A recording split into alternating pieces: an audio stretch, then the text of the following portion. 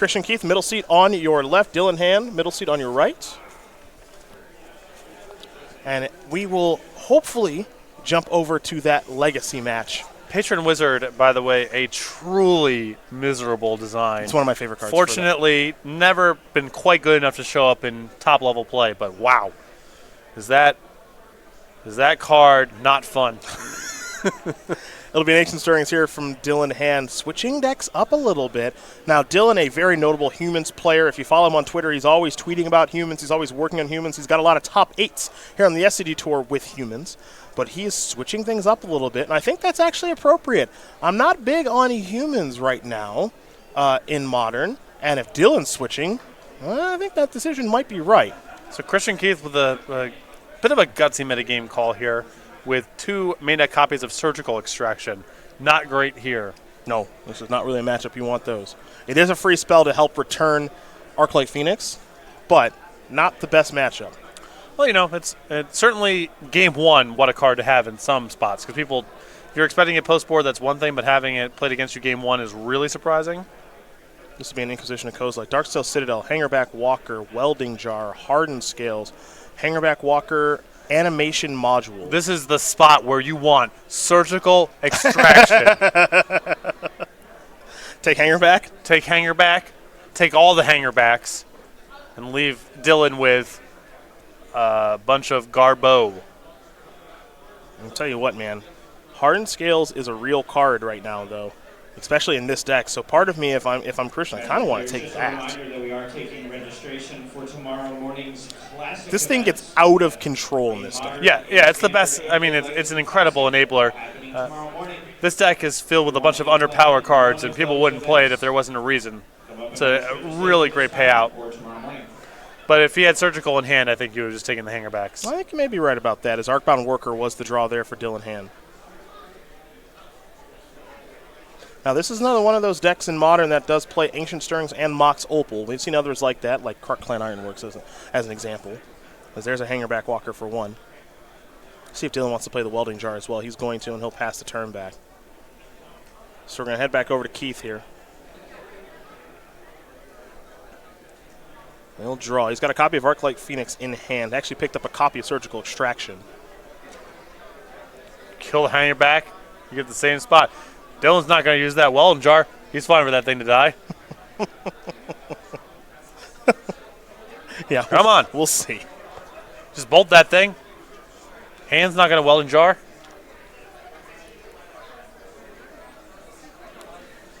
He might ask for a deck check, but he's not going to use the jar. Yeah. Sacred Foundry on the battlefield untapped here for Keith. He's going to fall down to 15.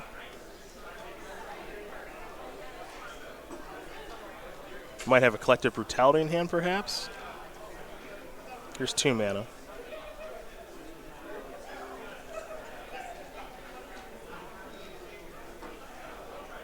Looks like he might be going towards Manamorphose. All right.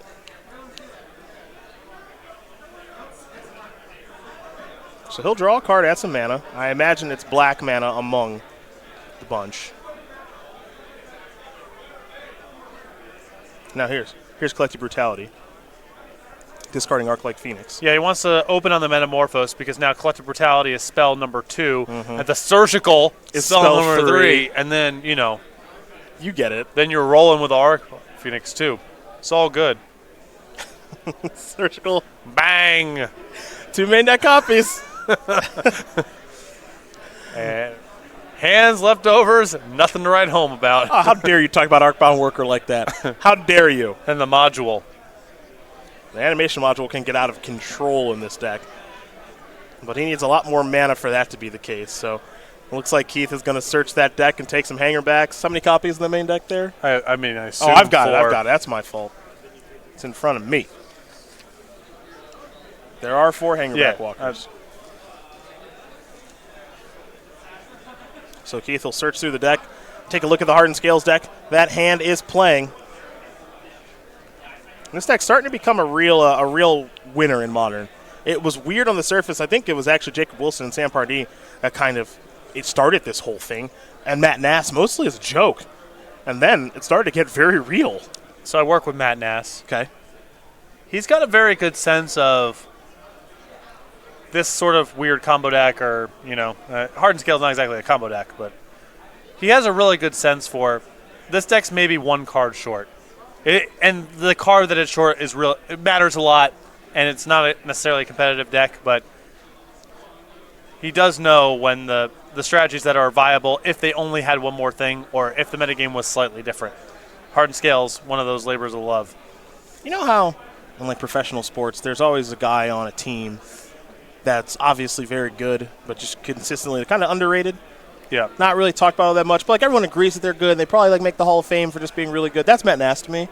I don't think at any point we're ever going to say like he is a LSV or Paulo level player or anything like that, but Matt Nass is really good at Magic. Well, really good. Yeah, I think partially for Matt is like his goals are different. Like obviously he's a very competitive player. Yeah. He's had a ton of success, platinum several times, all that. But he also just kind of likes tinkering with decks and exploring things. Like it's not just about I'm just playing good Golgari cards and I'm happy having that experience. Like he likes to brew a lot. Even though at the Pro Tour he did play just the good Golgari cards. But he had like the best Golgari deck at the Pro Tour. Like everyone was just like, this build is perfect, where there's a million different ways to build the deck. And I think the consensus right now is that like Nass came to the best build, or it's certainly very close to it. Yeah. And then we all know about his combo prowess with what he did over the summer with Ironworks. Oh my goodness. He's very good. I think this is actually a spot for me, not that it matters all that much. What's up? 2 of them. Player controls 5 or more artifacts and or enchantments. We got that going right now. All right, that's a hit. Collective Brutality cast using 2 modes. That was also cast. That's a hit, yep. You're right. One step closer to bingo. So some workers are here. You saw animation module come down. The biggest problem right now for Dylan is his hand just got torn apart. Hardened Scale's a key, got discarded. Hangerback Walker, also kind of a key, especially in this matchup, one could argue. Those are gone now, too. Now, it doesn't take much for him to be able to do some real stuff. If he draws a copy of Arcbound Ravager, game changes in a big way. Yeah. I mean, this deck is different from Affinity in a couple of key ways, but it does share there's a lot of underpowered stuff and a handful of payoff cards. And if you don't have the payoff cards, the deck doesn't do a whole lot. And a lot of your boards that look really mopey are one payoff card away from being explosive. We're going to go over to Keith now.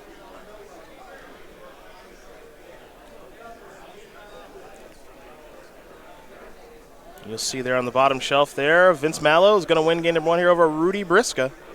Golgari midrange up a game over Is It Drake's. Now Keith is going to sacrifice a fetch land there, and Scalding Tarn going to fall down to 10. Basic Mountain.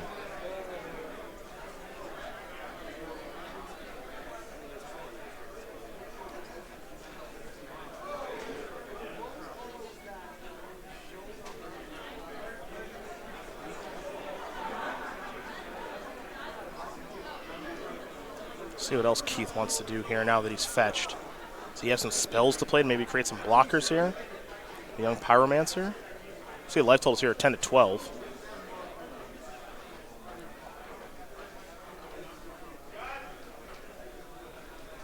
It looks like he's doing some sort of combat math right now. See a Bedlam Reveler in hand. And another copy of Arclight Phoenix. All right. So no spells for the Pyromancer, but might just be thinking about trying to fly over for the win. Okay, actually, I guess if you're going to put the Phoenix in the graveyard with the Reveler, okay, sure, draw 3 cards. Yeah, I mean, the argument for the Phoenix there is trying to turn into a 2-turn game, but hand still has a Thopter, so it's no guarantee you get it next turn. And if you can't get it next turn, I'd rather just draw a bunch of cards and have a better blocker on the ground, especially since the Phoenix can probably come back with a reasonable distribution of things. Again, there are some scary cards here. One of them being Arcbound Ravager. Arcbound Ravager is always scary whenever it's drawn, whatever deck gets in. Looks like Drake Sasser wins game number 1 here over Chris Higashi. Grixis Delver up a game over that Mono Blue Wizards deck.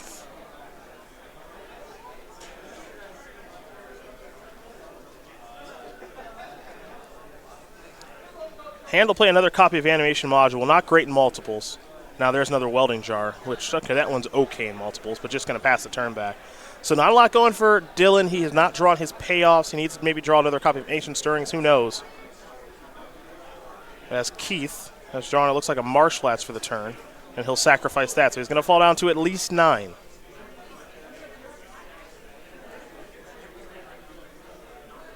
One thing to note when you're playing against Hardened Scales, for the most part, you don't have to worry about direct damage. Your life total is pretty safe, though Walking Ballista does work itself into the equation sometimes. This is a deck that plays 4 of them. From this setup, not super concerned about Walking Ballista being that explosive. But still, Keith is incentivized here to try to get the game over with inside of as short of a timeline as he can. There are some very dangerous draws in Hand's deck. It'll be another Young Pyromancer. And now it's got to be a spell, and that's a good one. Yeah, the Arcbound Ravager, the concern is that card goes so wide that there's no realistic way to block, even if you have a lot on the battlefield. By making a bunch of tokens with Young Pyromancer and Lingering Souls, you cover yourself from worrying about Arcbound Ravager going too wide, and now Keith can really start to apply some pressure, try to get this game over within 2 or 3 turns. So 2 Spirit tokens and 2 Elemental tokens will be joining the battlefield. Players in the 630 Legacy. And things have certainly gotten more difficult now for Dylan. Your seedings for your first and final round are available with Judge Maria at table 300. Please make your way to your seats. Again, players in the 630 Modern and 630 Legacy. Now, is there a good attack for Keith here? It might be. I think Arclight Phoenix might be safe. I don't mind sending in the Bedlam Reveler either. Sure, because you got a lot of chump blockers, right? Yeah. And Bedlam Reveler is a little bit larger now, too, with the Prowess trigger, so here come both.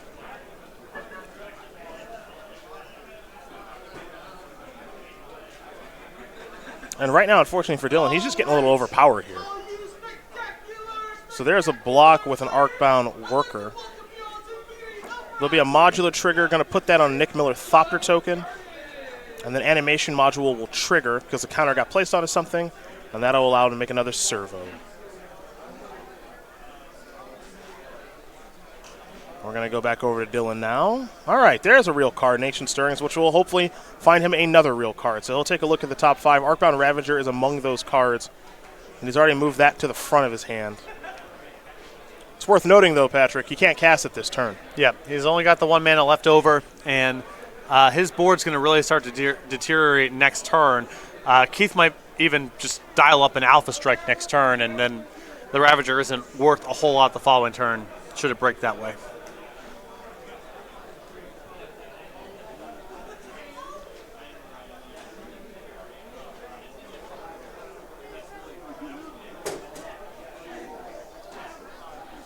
And Dylan taking a long look. Drake looking to maybe help out here a little bit too. It's going to be Arcbound Ravager. And now we're going to go back over to Christian Keith, who will untap. He'll draw. Remember, at the very least, there's a Lingering Souls in the graveyard.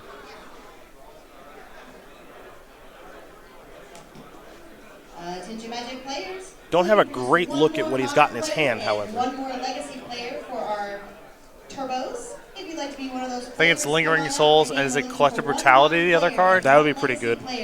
For our turbo events. Yeah, I mean, you just knock out the 2/2 servo and drain Dylan for 2, probably, and send everything. Yeah, the 2/2 Thopter.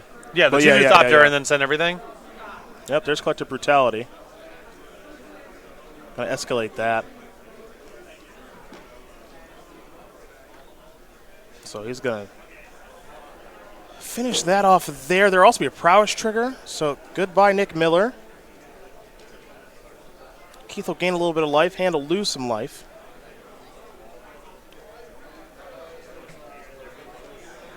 And it looks like Vince Mallow, he won his match very quickly. Golgari midrange took care of Rudy Briksza, and his Drake stack very, very fast. Boy. No, I think probably pre-combat you want to flash back the souls here to get 2 more Pyromancer triggers because I just want to send to everyone. Yeah, I want to get another Prowess trigger. Right. 2 more Pyromancer triggers and just send everybody. Yeah. Hand can block however it wants to, but it's not of much consequence. There are 3 blockers. You put them on. It's actually just dead, right? If 4 tokens plus the Phoenix come through, that's 7. Hand's only got 3 blockers. Yeah. The Reveler and the 2 Power Mantlers will get blocked. I like playing this pre-combat for reasons we already mentioned. And then the Phoenix, 2 Spirit tokens, 2 Elemental tokens get through. Right. That's what it looks like. We know what's in Dylan's hand, which is Darkbound Ravager. We know what his battlefield looks like. Dylan's going to concede the game because he is beat. So Christian Keith's going to win game number 1 here over Dylan Hand. Mardu Phoenix up a game here over Hardened Scales. Perhaps this is the evolution to Mardu Pyromancer. As we turn our attention to the sideboards here, we're going to start with Dylan Hand, who's got 4 Nature's Claim, 3 Damping Spheres, 2 Dismembers, 2 Grafdigger's Cage, 2 Karn, Sign of Urza, and 2 copies of Tormod's Crypt. I mean, there's not a whole lot to like here, right? I mean, the Karns and the Grafdigger's Cages, I suppose. But you're going to be playing against so many Shatters post-board. I'm not even sure you want something like Grafdigger's Cage. Yeah, I don't think this gets easier. Yeah, I mean, the Karns, I think, are good. They're worse here than I think they are most of the time because the Phoenixes are good for pressuring. But, yeah, I want a little bit more staying power. Wouldn't be shocked if hand brought in the Grafdigger's Cages, but I think it's a losing bet. We'll go over to Christian Keith now. He's got 2 Blood Moons, 2 Molten Rains, and look at this sideboard. A Braid, Collective Brutality, Fatal Push, Hazaret the Fervent, Campbell, Council of Allocation, a Kolaghan's Command, which is certainly coming in, a Rakdos Charm, a Ravenous Trap, a Terminate, a Thoughtseize, and a Wear Tear. Great sideboard here. The Abrade, Fatal Push, Kolaghan's Command, Rakdos Charm, Terminate, and Wear Tear are all excellent. Yeah, there's some cards that I think he can pretty easily get out of his deck, and those Surgicals, even though they were good in that game, those can go. Yeah, I mean, he's got... So I guess you want to get away from the discard spells a little bit because past turn 1, hand can just dump his whole... everything he has onto the battlefield. So he's got 2 Gut Shots and a Flame Jab. I want to keep those. Probably just divest yourself of some of the Thoughtseize Inquisition type of stuff, especially on the draw. There's your options there for both players. They will sideboard and get ready here as it looks like our Legacy match is already underway there in game number 2. And you see Rudy Briksza, he's already lost his match very quickly there. So Vince Mallow puts the team of Higashi, Keith, and Mallow up a match. While we get ready for game number 2 between Christian Keith and Dylan Hand, we're going to talk about the StarCityGames.com newsletter, new graphic and everything. Hello, Brian Gottlieb. It's your source for Magic Gathering news, and Patrick will tell you more. Well, you get a lot with this newsletter that comes out once a week. You get highlights from some of SCG's best articles, upcoming SCG Tour dates and locations, Possibility Storm puzzle solutions. You can find IQs and game nights near you. And best of all, as Cedric mentioned, signing up is free over at go.starcitygames.com/newsletter. I'm going to have game number 2 here in just a moment as these players continue to sideboard.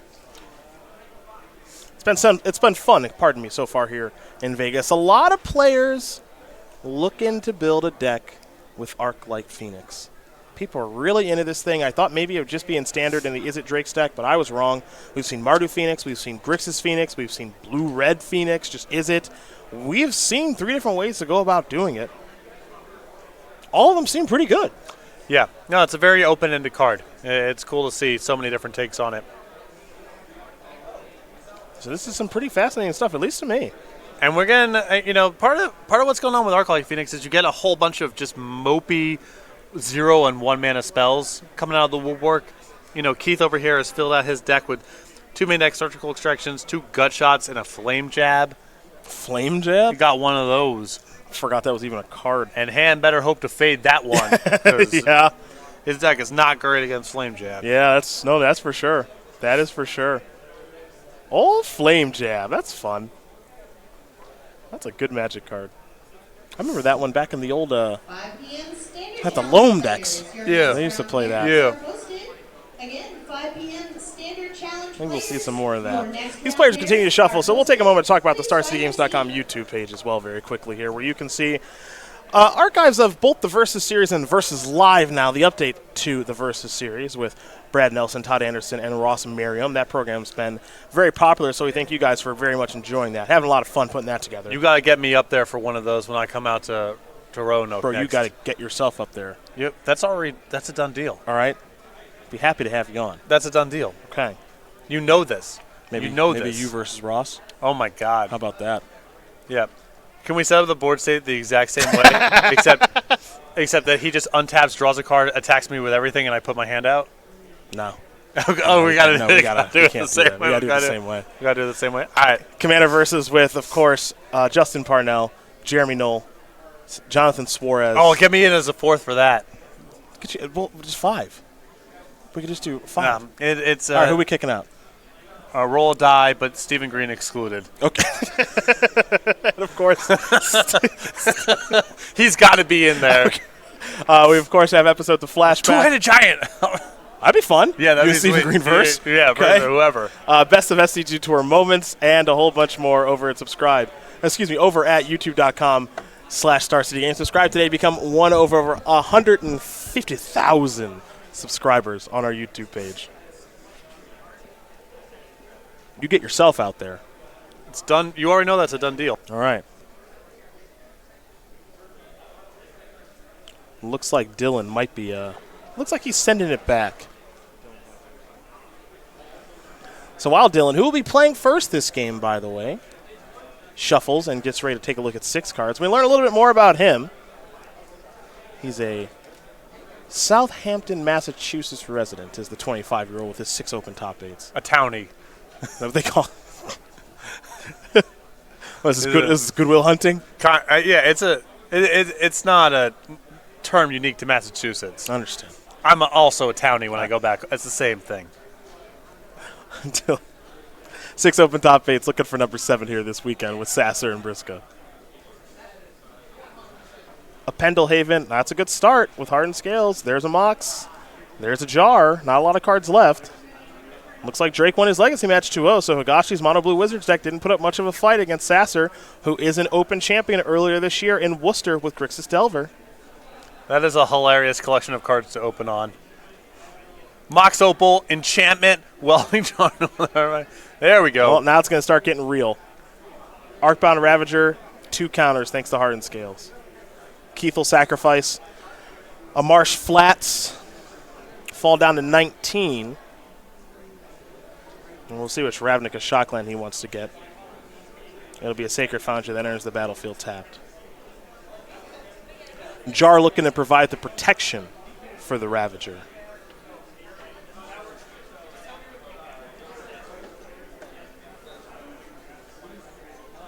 So with hand having some stuff to work with here, but 6 cards on the play, and not a whole lot of real linchpin cards to glue this together, he's really susceptible to getting picked apart by some removal spells here. He does have a Welling Jar, some protection, and the Arcbound Ravager provides itself some insulation, but if Keith can just chain together a couple removal spells here, it's going to be hard for hand to recover. Well, it looks like it's going to be Manamorphose to start. Be red-black there on the Manamorphose. Oh, look at, wow. Higashi with his toys. Oh, yeah. Very nice. It's both a judge and an artist, Yes. so no question he's going to come through with a whole bunch of really nice ways of keeping track of things. It's another Manamorphose. And it looks like it might just be in a braid here.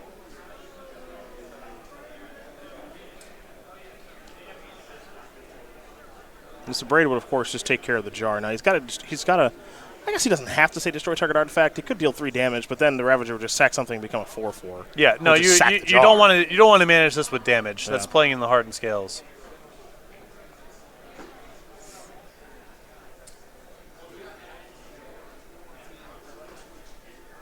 All right, sack the Jar. Regenerated past the turn back. Got to get through that Jar at some point.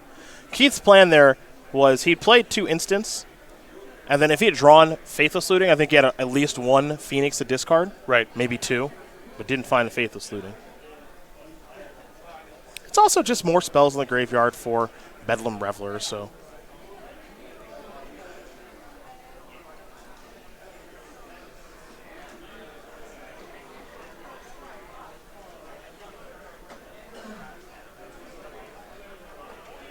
Bolt. Sacrifice a Mox. That's my signature.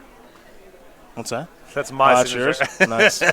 That is. There it is. Chicken, I know chicken that. scratch. I know those scribbles anywhere. Yeah. It's my own handiwork. Looks like there might be a response here. Doesn't matter. 2 bolts gets it done. Yeah.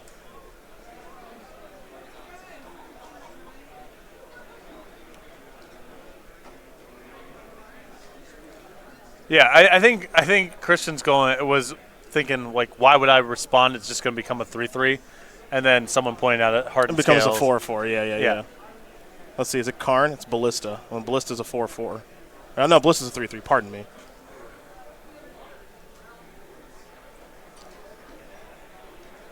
You never know, too, because Higashi, I don't know. I think you know Higashi pretty well. Mega troll. Yeah. So at any point, he could just be messing with you. Yeah.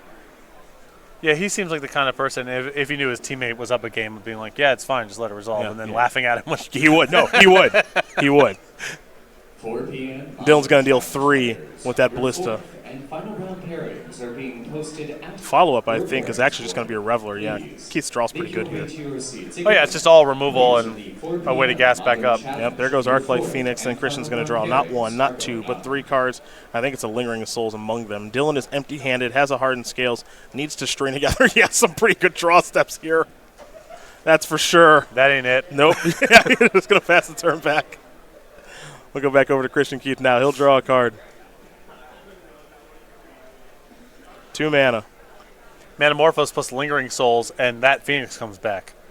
More interactions. Yes. Lingering Souls works with the Phoenix, kind of. It's a clunky way to do it, but you can do it that way. Here's a Faithless Looting. 1 mana floating. It'll be a black. Fatal Push among the cards in hand. Yeah, this is going to be a lot for Dylan Hand to work through now. Just figuring out which cards they want to discard here are Mallow and Keith. Looks like Lingering Souls may have been one of them. Got a mana floating. Yeah, look at Chris. What a helper. There's Lingering Souls. Phoenix is on the way back too. Couple of spells played, which means Prowess triggers aplenty for the Bedlam Reveler. And here's the healthy attack. Hand missed last turn. He'll have to draw a good one this turn, or this one's going to be over, folks.